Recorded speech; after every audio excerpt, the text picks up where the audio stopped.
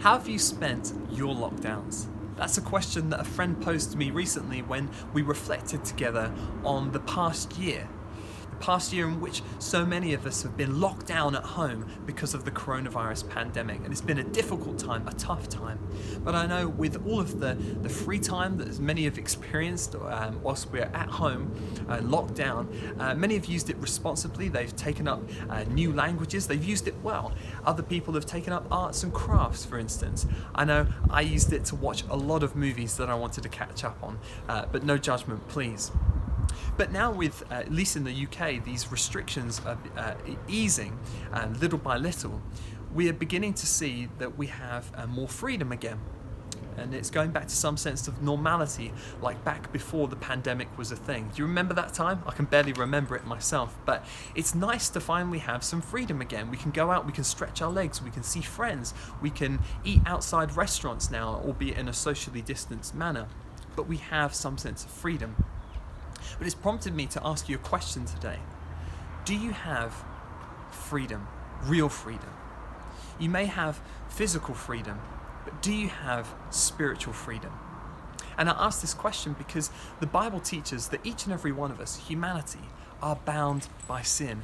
We are bound in chains. And why is that? Well, because each and every one of us have made mistakes. We've done wrong in our lives, the Bible teaches. We have sinned against God. We've broken his holy laws. We've fallen short of his holy standards for living. And because of that, we've invited into our lives darkness. Darkness that binds us, like chains around our hands, around our bodies. It's like we can't get rid of these chains, and we just keep adding and adding and adding, and these chains just keep tightening and tightening. And the Bible teaches that we cannot break these chains, but each and every one of us have these chains on.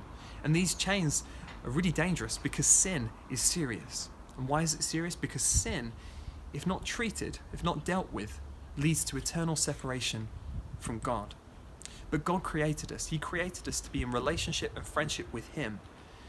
We can't get to God because of our sin, because we are bound in chains. And God cannot be near the darkness that is within us. He cannot. We need our sin to be dealt with if we are to be truly free, spiritually free. Because the payment for our sin, for the darkness that we're wrapped up in our lives, is spiritual death. The payment for sin is death, the Bible teaches. And that means that after we die, we won't get to go to heaven. We'll be in eternal separation from God in hell. But God, in his love and mercy that he extends towards us, he doesn't want us to find ourselves in that position. He wants us to be free. And so he's made a way for that to happen. And the only way for our sin to be broken, for the chains of our sin to be broken in our lives, is through Jesus Christ. God sent Jesus, his one and only Son, to this earth over 2,000 years ago now to pay the price for our sin, my sin, your sin, to take upon himself all the darkness, the brokenness, the bad things that we have all done and ever done, and destroy their power forever when he died and rose again 3 days later.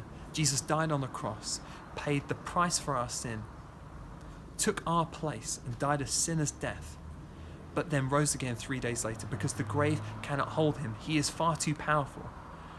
Death couldn't hold him down. Death couldn't defeat him, but death can defeat us. And so we need Jesus. We need to come to Jesus today, the Bible teaches, and ask him to free us of these chains.